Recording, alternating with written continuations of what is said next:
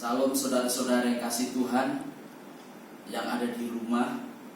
Hari ini saya menyapa melalui video. Ya, kiranya semuanya yang di rumah dalam penyertaan, dalam perlindungan, dalam kasih Tuhan, dan semuanya Tuhan berkati dan Tuhan sertai dengan sempurna. Firman Tuhan untuk minggu ini terambil dalam Injil Matius 8. Injil Matius 8 ayat 23 sampai 27. Mari saudara-saudara dibuka bersama-sama dan kita baca bersama-sama. Injil Matius 8 ayat 23 sampai 27. Demikian firman Tuhan, angin ribut diredakan. Lalu Yesus naik ke dalam perahu dan murid-muridnya pun mengikutinya. Sekonyong-konyong mengampulah angin ribut di danau itu, sehingga perahu itu ditimbus gelombang, tetapi Yesus tidur. Maka datanglah murid-muridnya membangunkan dia, katanya, "Tuhan, tolonglah kita binasa." Ia berkata kepada mereka, "Mengapa kamu takut, kamu yang kurang percaya?" Lalu bangunlah Yesus menghardik angin dan danau itu, maka danau itu menjadi teduh sekali. Dan heranlah orang-orang itu, katanya, "Orang apakah dia ini? Sehingga angin dan danau pun taat kepadanya." Demikian firman Tuhan. Kisah tentang Yesus dengan murid-muridnya, dengan gelombang angin yang besar. Yesus bersama-sama murid-muridnya naik perahu. Para murid-muridnya begitu sangat ketakutan. Bahkan mereka menganggap mereka akan binasa. Mungkin hari-hari ini yang dialami bukan hanya di Indonesia saja, tapi di dunia dengan ketakutan yang amat sangat. Di sini dapat kita lihat bagaimana perbedaan antara iman dan pengikut Yesus. Bahwa untuk mengikut Yesus tidak cukup hanya kata-kata, namun harus sikap menghadapi konsekuensi sebagai pengikut Yesus.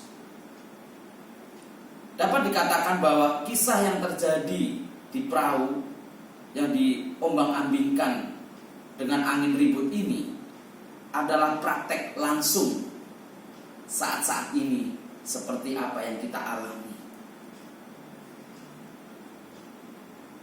Yang terjadi saat ini itu sama aja kita diajar bagaimana kita mengikut Tuhan Yesus, yaitu bicara tentang iman.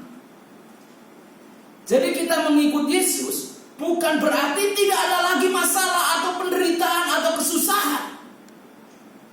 Namun ketika kita mengikut Yesus, penderitaan itu sama aja mengajar kita bahwa iman adalah kekuatan dan kemampuan kita untuk menghadapinya. Rasa takut adalah reaksi yang wajar manakalanya kita menghadapi pergumulan. Namun ketakutan akan segera kita lenyapkan atau kita singkirkan oleh apa? Kekuatan iman kita untuk menyelesaikan segala sesuatu. Ada suatu pelajaran yang sangat luar biasa, bentuk seruan seperti dalam Injil Markus. Kata murid-muridnya demikian, "Guru, engkau tidak peduli kalau kita binasa."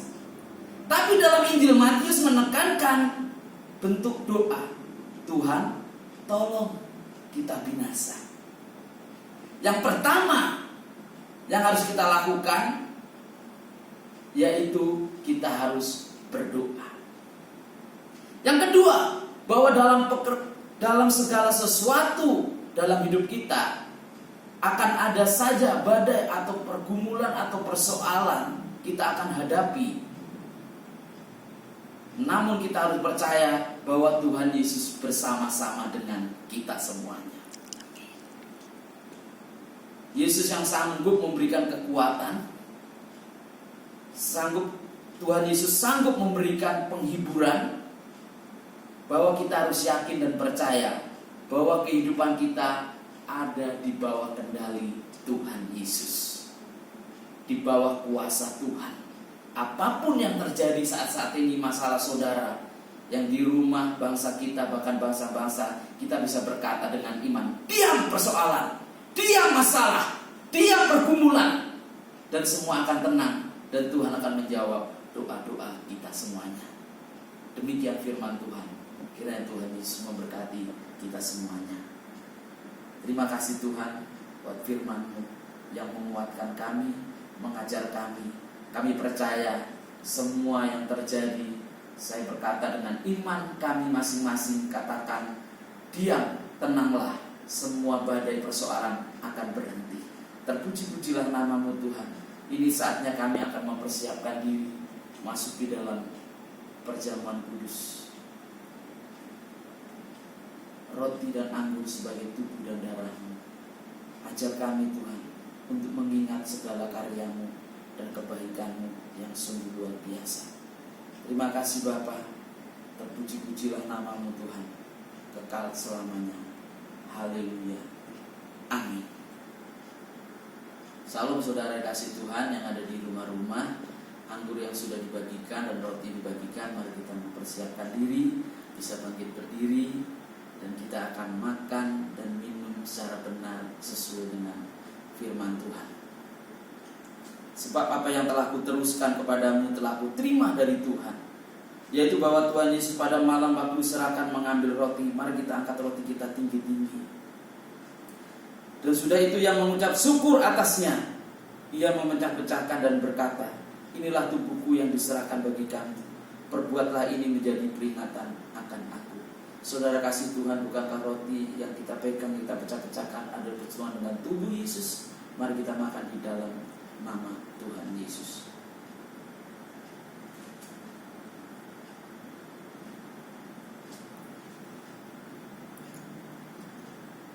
Mari kita angkat cawan kita. Demikian juga yang mengambil cawan sudah makan lalu berkata, cawan ini adalah perjanjian baru yang dimateraikan oleh darahku. Perbuatlah ini setiap kali kamu meminumnya menjadi peringatan aku. Saudara kasih Tuhan, bukankah cawan yang atasnya kita ucapkan syukur adalah persetujuan dengan darah Yesus? Mari kita minum di dalam nama Tuhan Yesus.